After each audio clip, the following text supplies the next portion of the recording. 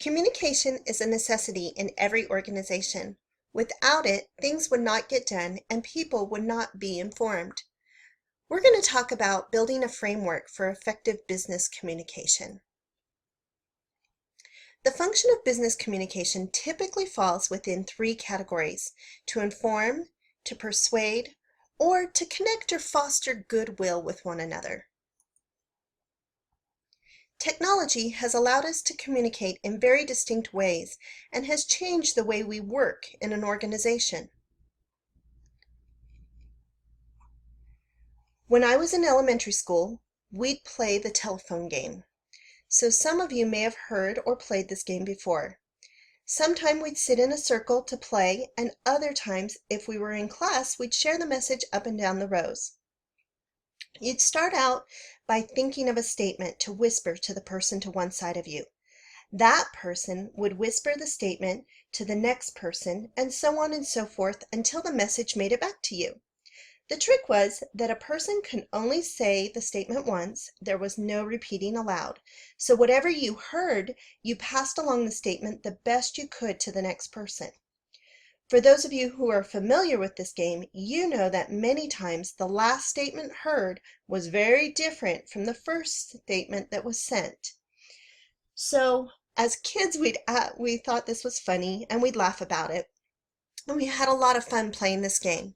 But in business, it's very different. Effective skills in business communication are essential to increasing connectivity with the receiver and provide a framework for getting the right results. In order for effective communication to occur, both the speaker and the listener must actively participate to ensure that the message is being received. It is important to boost our effectiveness in communicating in the workplace. Relationships thrive on communication. Each day, we are required to collaborate and share information as part of a team and our team interactions. Unlike the telephone game, the messages need to be clear, and teams need to ensure that the objectives are met. Successful teams possess traits in using good communication techniques. They collaborate well in meetings. Members aren't afraid to confront conflict. They look to build relationships with each other. They accept ethical responsibilities, and they share in leadership responsibilities as they work together in their team. Professionalism is also reflected in your writing. This is shared throughout the organization, and you've seen the information that goes out, and sometimes your tone can come across wrong. Sometimes personality is also reflected in your writing. Writing is one of the most demanding pieces of work that we do in an organization. It is important that our communication style is consistent with the message that we're sharing. How you communicate is a major factor in motivating others. It's important for them to receive information in order to get the desired outcomes. So several years ago, I had an opportunity to go river rafting down the Snake River right outside of Jackson, Wyoming. When we arrived, our guide gave us a brief orientation on where to sit in the raft, how to use the oar. He demonstrated rowing techniques. He also gave us an overview of our chartered course down the river and explained a few terms that he would be using during our journey.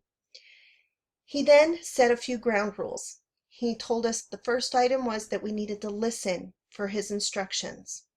Second item was that we needed to communicate well with each other, no yelling or screaming. Then he told us that no matter what we needed to do, we needed to hang on to our oar.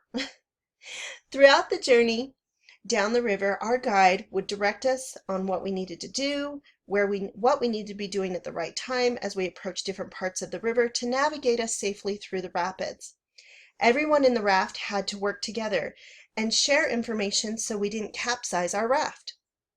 Without effective communication from our leader and communicating well with each other, we would not have known how to safely get down through those rough spots and enjoy the thrill of the riding down the river. Choosing the medium for business communication depends on the message you wish to convey. It's important to determine which method is most effective, whether it be email, video conferencing, a company newsletter or intranet site, or even a social network. Poor communication can cause confusion, frustration, and result in communication barriers. So to kind of break through those barriers, it's really important to make sure that the words we're using we recognize how that's coming across. We understand how it impacts the information that's being received. Negative messages often have subtle implications of blame or seem like commands. Incorporating positive language in your message can turn a possible negative reaction into a positive one and break through that communication barrier. It's important to imagine that you're receiving the message and anticipate the reaction of your audience. So the ability to present information in an influential way is at the heart of business communication. Presentations have become an integral part of our organization and business today, whether they be face-to-face or in a virtual setting. The most important part of the presentation is determining what you want to accomplish with the message you're communicating. There are 3 concepts for delivering great presentations. First is focusing on your audience by really making sure that you tailor your message and the components of your presentation to keep your audience engaged in your message. Second, use clear and purposeful stories to illustrate your points and create a memorable message for your audience. The primary reason people attend presentations is to hear the speaker, not read off their slides. The third item and final concept is to rehearse delivering your presentation. Rehearsing your presentation will allow you to get a feel for the flow of information and to make sure that the message is clear throughout the entire presentation. You also need to review your slides to make sure that you are cautious of overloading your slides with information that distracts from that message you want to deliver. I'd like for you to imagine for a moment that we're hiking along this trail. You are the leader that's out in front of the group.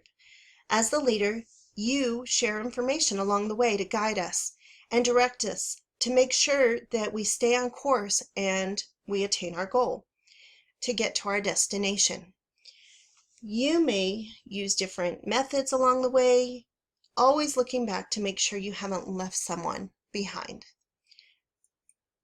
What we want in the end is for everyone to attain our goal and to be able to celebrate being successful. Well, just like in hiking, this is no different in organizations and through our communication. We want organizations to be successful. We as individuals desire to have successful careers, and it's using language and communication skills competently